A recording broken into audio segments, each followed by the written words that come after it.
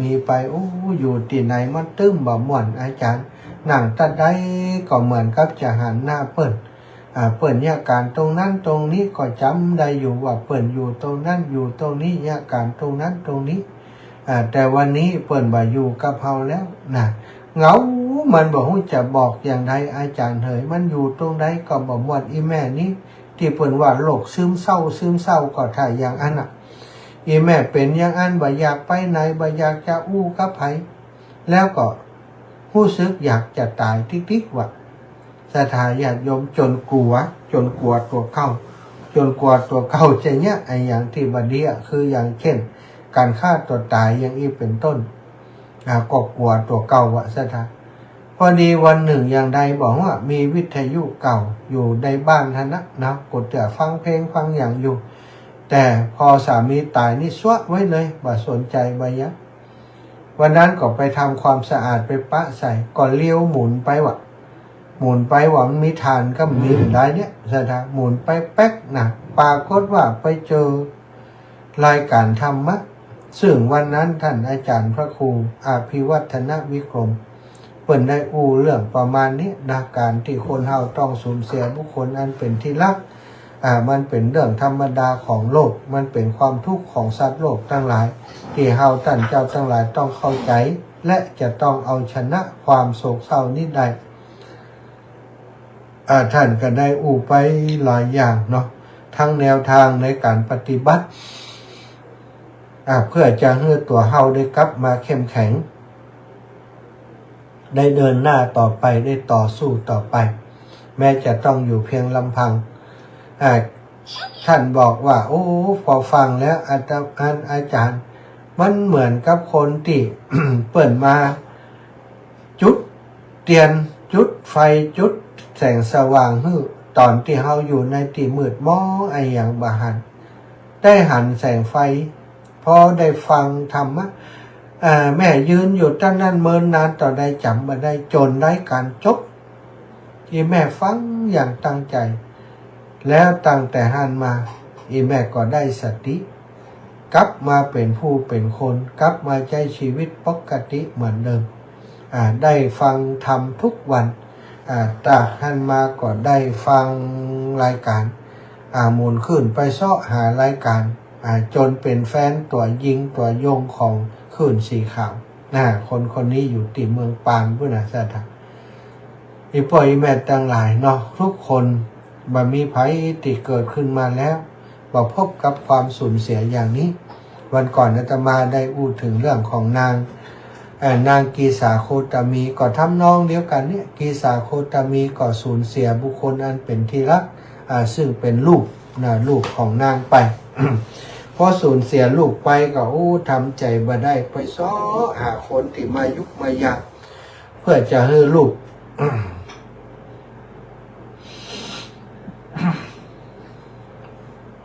ได้ฟื้นคืนจากความตายกลับมาเป็นลูกน้อยตีหน้าฮักเหมือนเดิมลูกกำลังฮักเดินสันทัน แต่สุดท้ายจนแล้วจนรอดลูกก็บ่ฟื้นนะพ่อตายไปแล้วนางก็บ่ฮู้จะแยะอย่างใดนางก็ไปซ้อคนมายาเจริญพรอาจารย์ไม่ได้ยิน2 วันแล้วที่ไหนพอค่ะนาแก้วเหรอเป็นอะไรไม่ได้ยินมันไปถึงซบปราบพุ่นนะแม่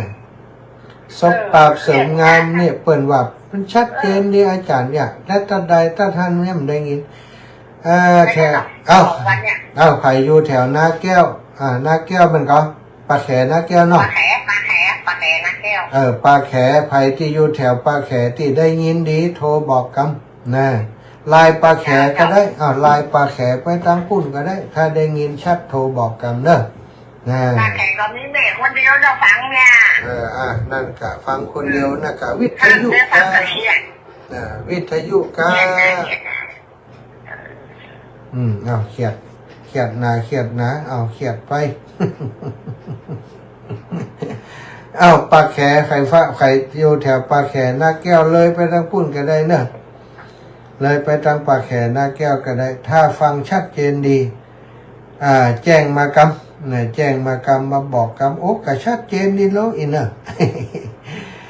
ตะกี้ ก่อนจะได้อู้ถึงนะตะกี้เรื่องนางกีสาโคตมีแหมน้อยนะก็พอนางได้ไปเสาะหาก็มีบัณฑิตคนหนึ่งบอกว่าโอ้ปุ่นคนที่จะช่วยเหลือลูกของเธอได้มียานี่ก็คือพระพุทธเจ้าคนเดียวเท่านั้นแหละนะนางก็ไปหาพระพุทธเจ้าพระพุทธเจ้าโอ้ได้กะนะแต่เธอต้องไปเอาของชนิดหนึ่งมาให้เขาเมล็ดพันธุ์ผักกาดหาได้ก็โอ้ได้เจ้าค่ะนะนางก็ไป หาเมล็ดพันธุ์ผักกาดมาได้ซะจ้ะ พระพุทธเจ้าบอกอ๋ออันนี้เธอไปเอา จากบ้านที่มีคนตายหรือว่ามีคนตายนะไปถามครับต้องเอาจากบ้านที่บ่มีคนตายเลยนะคนติ่มมีคนตายพ่อแม่ตายลูกเต้าหลานเลนมีไผตายในบ้านหลังนั้นถึงจะเอามาทำเป็นยาได้ก็ไปซ้อไปถามว่าอันที่บ้านนี้มีคนตายก็ปรากฏว่าโอ้แจมมีคนนั่นก็ตายคนนี้ก็ตายบางคนก็ตายน้อยบางคนก็ตายอายุต่ออันต่ออีสถานพอนางได้ฟังก็ไปซ้อหาแต่ว่าหาต่อใดก็บ่มีบ้านติ่มมีคนตายบ่มีเลยสถาญาติโยมนี่ เมื่อเป็นอย่างนี้นางเลยได้หู้ได้เข้าใจว่าโอ้คนเฮาสุดท้ายก็ต้องตายกว่าจะหู้ตัวลูกก็ติอยู่ในอ้อมกอดก็บ่เน่าบ่เหม็นนะสถานเอาลูกไปทิ้งไว้ในป่าช้าก็กลับมาหาพระพุทธเจ้าพระพุทธเจ้าก็สอนธรรมสุดท้ายนางก็ได้บรรลุเป็นพระอรหันต์เหมือนกันอันนี้เอาความทุกข์ที่ประสบนะมาเป็นเรียกว่ามาเป็นแผนที่นะมาเป็นเครื่องมือในการที่จะเดินทางไปสู่ความหลุดพ้นจากความทุกข์นั่นเองนะศรัทธาญาติโยมต้องก่อนที่จะเปิดสายขออนุญาตแจ้งข่าวสารงานบุญวันพรุ่งนี้แล้วเนาะหลายคนหลายท่านได้โอนปัจจัยมาให้ได้พอมาตังโทรศัพท์ก็มีนะพอมาตังอากาศได้โอนปัจจัยมาให้ตะกี้นี่ก็ครอบครัวสารปีแม่ขจรสารพีได้แจ้งมาว่าอีแม่หอมบุญโดยจิมเนาะหอมไปเมืองฝางโดยจิมนะ100 บาทวันพรุ่งนี้ก็จะเอาไปตัวอีแม่เอาไปปักต้นพระป่าตัวนะอนุโมทนาบุญขอบคุณครับโยมแม่โยมแม่เป็นอย่างสูงได้ร่วมบุญร่วมกุศลทุกรายการเลยทุกรายการเดี๋ยวจะมาทำโยมแม่ก็ทำบุญร่วมทุกรายการที่วัดลิงก้านก้านลิงนี่วัดลิงก้านนะจ๊ะ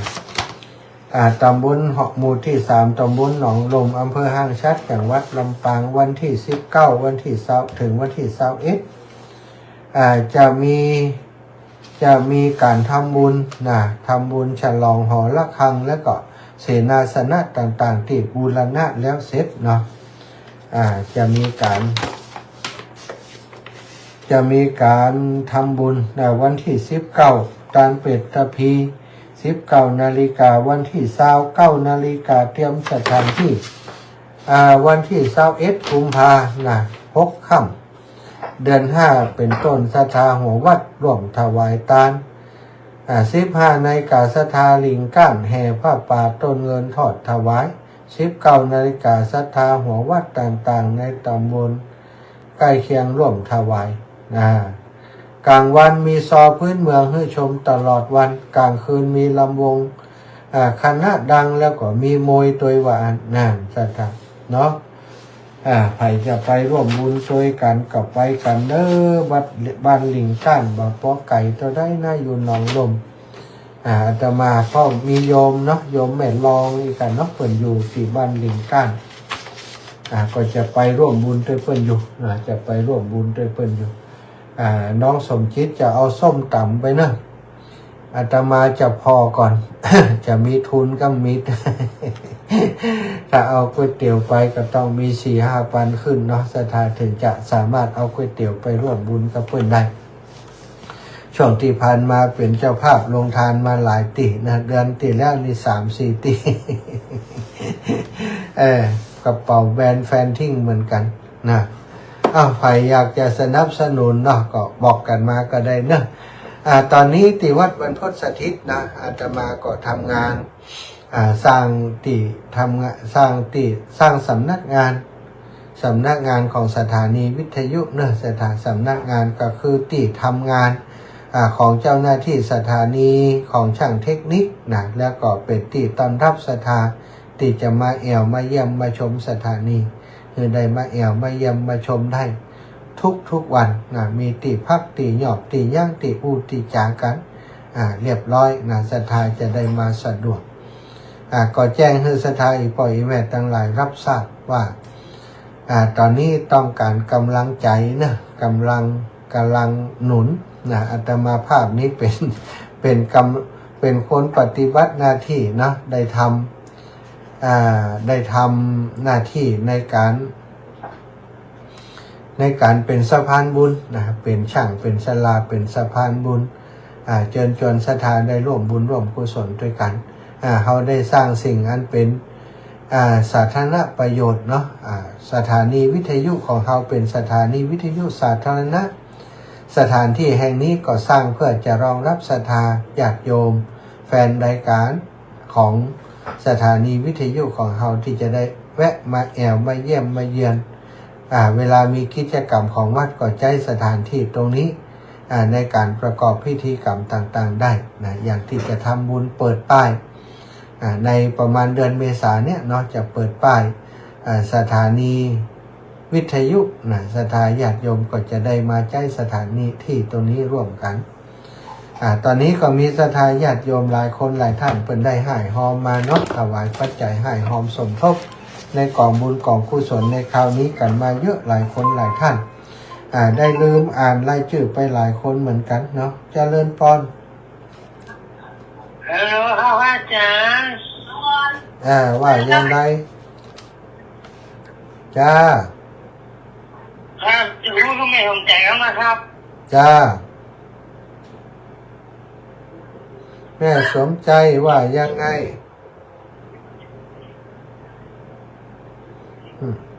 ว่ายังไงว่าได้แม่แต่คืนที่แม่บอกว่าแม่ห้องมันตาตาตะวันน้องฝางสองคนกับแม่อัมพรจำได้ก่อนผูกแม่โดนตังค์คนละร้อยจะจำได้กับแต่คืนก็บอกไปแล้วหรอแม่อัมพรเทพพรมวงศ์100มันบอกแม่อัมพรกับว่ามันไม่ได้ยินแหมโอ้หลายลูกอันแต่คืนก็บอกก็จดไปตัวน้องจะฟังหน่อยเป็นอย่างนั้นผูกแม่โอนเลยตอนก็จดไปตัวจะให้บอกยังไงแหมอีแม่เจ็บหัวทุเจ้าปวดหัวนะเปิดหอมไปเมืองฝางหอมไปนี้นะแต่คืนก็จดด้วยบอกด้วยนะศรัทธาญาติโยมแต่คืนที่บ่ได้วันก่อนที่ยังบ่ได้ประกาศคำเตือนนะมีแม่นิตยาจินดาปลูกนะเปิดหอมมา300หอมสำนักงานนะแล้วก็บ้านสีกั้มนี่อยู่ไหนบ้านสีกั้มสีบ้านสีกั้มเดี๋ยวดูก่อนอยู่ทางใดนี่เขียนตะกี้นี่บ้านสีกั้มบ้านสีกั้มบ้านสีกั้ม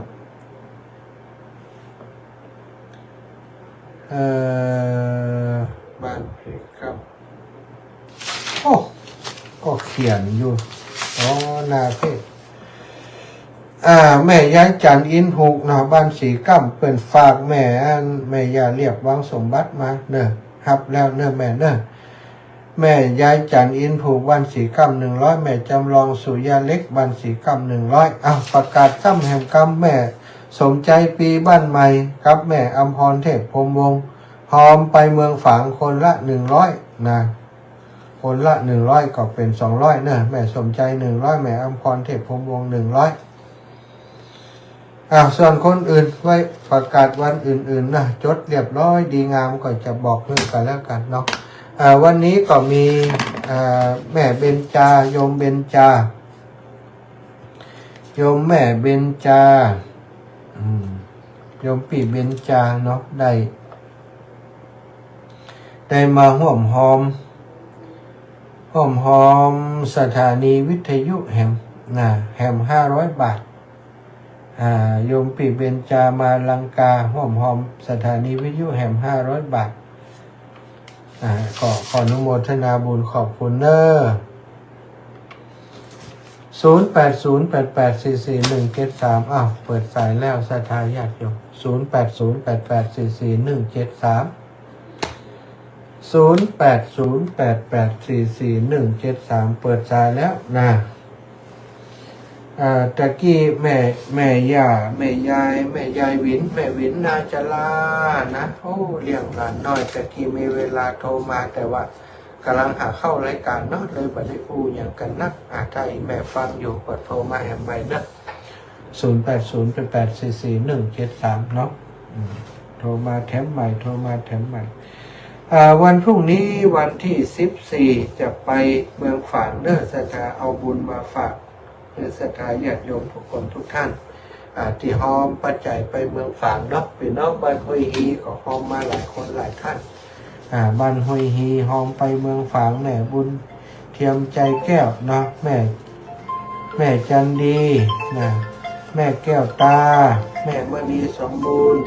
พ่อช่วยแม่นางสมบูรณ์แม่ชื่นพังทองรัตน์แม่ปานีชัยวงศ์นะจ้าแม่เบิ่มไปเอาแล้วเด้อมาเอาเลยจ้าวันนี้แม่เราเลี้ยงมาบ้านนี่อ่ะจ้าแล้วนะรอดแล้วในทางปลอดภัยเด้อมันบอกนะไปด้วยเราก็ได้ไปอย่างน่าโน่นทางค่ะไปเจอไปเจอเนี่ยเขาพักผ่อนกันวันนี้รู้สึกง่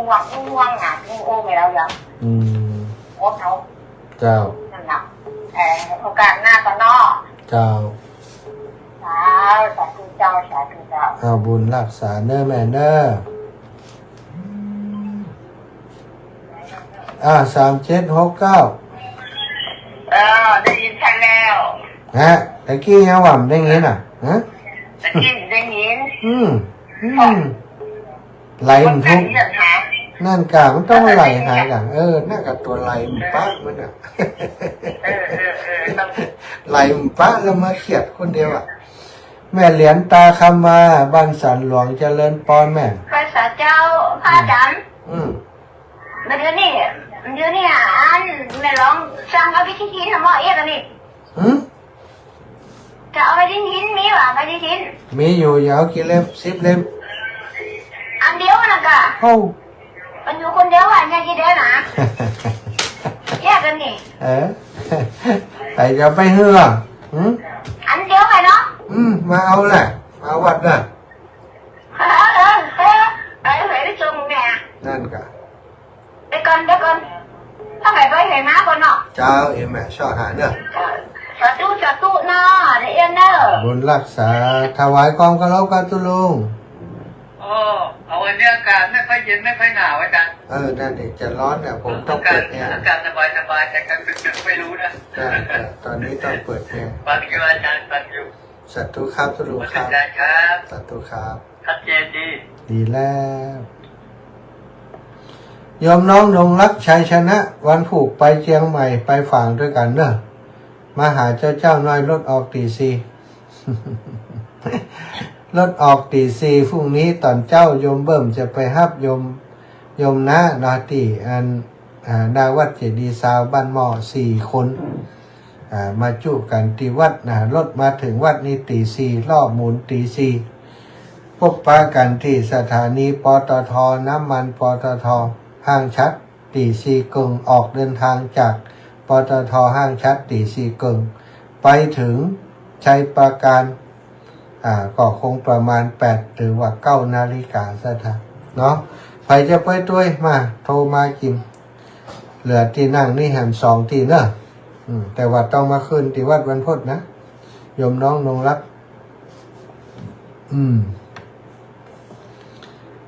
แม่วินนาจลาพยายามติดต่อแม่วินติดต่อมาติดละติดต่อไปอินดูเพิ่นตะกี้เพิ่นโทรมากรรมแล้วแม่วินนาจลาอยู่ไสแม่วินนาจลา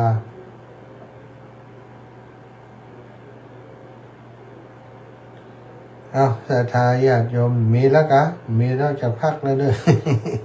วันนี้จะรับเจ้านะพรุ่งนี้ตีสี่นะตีสามเกิงต้องตื่นแล้วตีสามการทำบุญคือหอยเจ้าฟ้าวัดสว่างสิงห์คำสาธุอ้าวศรัทธาญาติโยมมีแหมกอ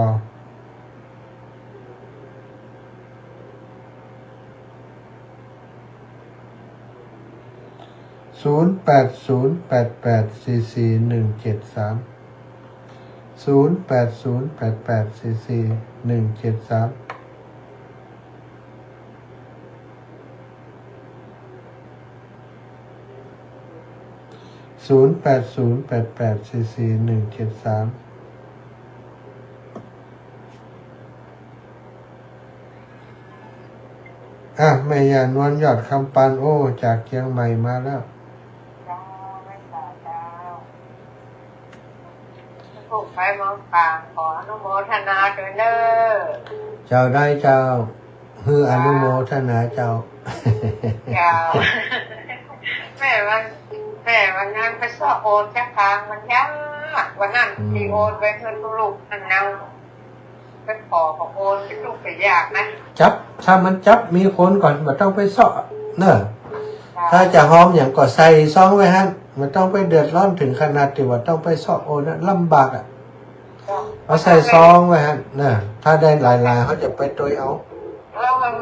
วันนั้นแม่โอนไปแล้วนะเจ้า200นะแม่โอนไปแล้ว สาธุเจ้าแม่ เจ้า สาธุเจ้าเจริญพรแม่บัวเย็นว่าอย่างไรเจ้านมัสการเจ้าอาจารย์แม่แก้วที่เขาจะไปเทปืนตายตะกี้นี่อ๋อจ้ะตายง่ายเหรอบุญเปิ่นดีละต้องคงหวานนายแม่ก็หาเลยว่าแก้วเขาเอาโหสิกรรมมากันเนาะต้องโกงกันทีนะดีกับบุญดีไหมมันเหมือนเนี่ยเข้าบ้านเนี่ยก็ตึ้งไปหามันเนาะมันหมดใจมันกันเนาะก่อนว่าจะไปแต่ว่าเขาต้องโคตรกันหน่อยเนาะจ้าสัตว์ตัวเดี๋ยวพวกกันกันเนอะฮับสายแม่วินพวกเจ้านะแม่นะสัตว์ตัวเจ้าเจริญพรแม่วินแต่ไม่แสงไม่แสงเราเกิดเจอหาคนเลี้ยงหลานปะทุกเลี้ยงหลานหม่นขนาดกันฮะเรื่องแหวนอาจารย์เจ้าอย่างพระอาจารย์มาห้าวันที่มาโทษเนี่ยวันได้ว่าห้าได้หากระลังหันวันเนี่ยเดี๋ยวนี้แห่ข้างตรงนี้เดี๋ยวนี้วันนี้กะกะวันนี้กะวันนี้เขากำลังหากรรมโทรศัพท์ตะกี้นี่เขาแยกการอยู่บนหลังคาพวกนี้ไหมเขามาหันตะกี้นี่มแรงเนี่ยพอเข้ารายการมาลุกหลังคามาก่อนนั่งจัดรายการนะยังได้อาบน้ำผมใจกะหันโทรศัพท์เนี่ยมันได้โทรกลับจ้ะยุงแม่จะหอมสถานีกัน200เลยสถานี200เจ้าแม่วินนะจะลา200โอ้ไปไม่ได้หมูเนอได้ก็ได้เขาเดือดร้อนขอให้มีคนหอมถึงจ้างเป็นยัง3 คนหอมตัวเยอะเนาะเจ้าแม่วันนั้นตัวนั้นเนี่ยพระเปิดได้ไปสักครั้งไม่เอวเนี่ยเจ้านี่แหละไปกรุงเทพแวะด้วยเหรอนะไปจะส่งนะวันนั้นเตรียมจะดีแม่กันเนาะพระอาจารย์เจ้าแม่ใจสะดวกก่อนเนาะอย่าลืมพระอาจารย์เนอะดีละขอบคุณหลายๆแม่อินดูด้วยเนาะอาจารย์เจ้าอินดูนี่แหละกระเป๋าแวนแฟนทิ้งนี่แหละกระเป๋าแวนแฟนทิ้งแล้วเดี๋ยวแฟนทิ้งเนอะขึ้นอยากอันเดี๋ยวนี้จะห้าปากเปิดกล่อมกล้าห้าเจ้าลงทานไปเพราะว่าตังมีหมู่ปอแต่เดี๋ยวพอกันสถานสำนักงานก็ดีเยอะอีนะอย่างก็ดีเยอะอย่างเนาะแต่มันลังนี้มากะดิมดีจะถูกหวยก้อนพวกนี้แน่เนาะส่งไม่ได้มาซื้อแกใดมาดีไปก็ได้เขาสาธุนะแม่เด้อขอบคุณบุญรักษาขอบคุณแม่วินน่าจะลา แม่วันนาเทศนำแม่ห้องไทยนะโทรมาได้ครับเสกรรมอีแม่ก็ขอบคุณทุกคนทุกเสียงทุกสายที่โทรมาเนอะศรัทธาญาติโยมเวลา19:57แล้วเนาะเวลาหมดก็จะหมดเวลาก็จะได้นำรายการจากลาไปก่อนวันพรุ่งนี้บ่ได้จัดรายการเนอะวันพรุ่งนี้จะเช็คดูว่าใครจะเข้ารายการแทนเพราะว่าพรุ่งนี้อาตมาภาพจะต้องเดินทางไปอำเภอฝางกลับมาก็คงดึกดื่นพุทธสถานระยะทางเข้าต่างมันไกลกว่าจะถึงบ้านเฮาเนาะวันนี้ก็ต้องขอบคุณทุกคนทุกท่านติดตามรับฟังตั้งแต่18 นาฬิกามาจนฮอดเวลานี้ขอความสุขความสัสดีจงมีแก่ศรัทธาสาธุชนทุกคนทุกท่านเนอะจัตตารโอธรรมาวทันติอายุวันโนสุขังพระลา